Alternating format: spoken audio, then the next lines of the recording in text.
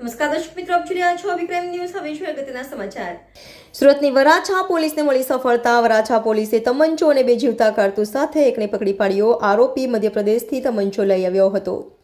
વરાછા પોલીસે બાતમીના આધારે આરોપીને પકડી પાડ્યો. આરોપી શોખ માટે વેચાણથી તમંચો લાવ્યો હતો. આરોપી અગાઉ મારામારીના ગુનામાં પણ ઝડપાઈ ચૂક્યો છે.